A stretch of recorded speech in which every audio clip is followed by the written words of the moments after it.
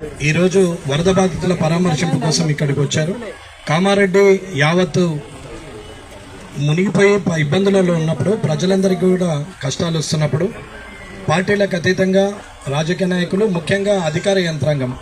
పారిశుద్ధ్య కార్మికుల నుంచి మొదలు పెడితే కలెక్టర్ గారు, ఎస్పీ గారి వరకు కూడా ప్రతి ఒక్కరూ వర్షంలో నాంతూ రాత్రి 12 గంటల వరకు అట్లా 48 గంటలు డ్యూటీలు చేసినటువంటి కానిస్టేబుల్, వీళ్ళందరూ కూడా ప్రతి డిపార్ట్మెంట్ వారు కూడా ఎక్కడికక్కడ పనిచేసినటువంటి సందర్భంలో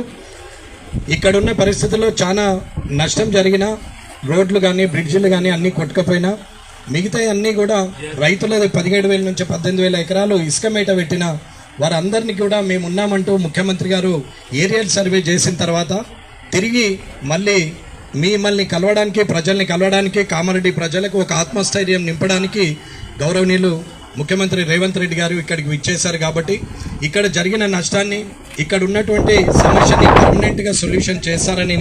నేను ఈ కామారెడ్డి నియోజకవర్గం తరఫున మిమ్మల్ని అభ్యర్థిస్తున్నాను. కాబట్టి మీరు సరైన నిర్ణయం తీసుకొని ఎక్కడ తప్పులు జరిగినాయో దాన్ని సరిదిద్దుతూ, అలాగే ఇక్కడ ప్రజలు కూడా సహకరించే ప్రజలే, ఎవరు కూడా ఒకరు నష్టపోవచ్చు, ఇద్దరు నష్టపోవచ్చు, కానీ 90 మందికి మంచి జరుగుతుందంటే ఇద్దరు త్యాగం చేయడానికి కూడా సిద్ధమైన వాళ్ళే. కాబట్టి ఇక్కడ నిర్ణయాలు కూడా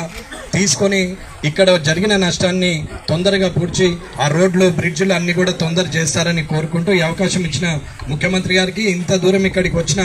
వారికి, వారితో పాటు మంత్రివర్గంలో ఇన్ఛార్జ్ మంత్రి సీతక్క గారికి, అలాగే శ్రీనివాస్ రెడ్డి గారు రెవెన్యూ మినిస్టర్ గారికి, ఇవి ఇచ్చేసిన మిగతా అందరికీ,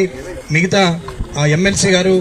మళ్ళీ షబీరెల్లి గారు అండ్ మహేష్ గౌడ్ గారు అందరూ కూడా ఇక్కడికి వచ్చేసిన అందరికి కూడా హృదయపూర్వక ధన్యవాదాలు ఇస్తున్నాను. సురేష్ షెట్కర్ అని ఉన్నాడు, సారీ అన్న, చూడలే సారీ, నేను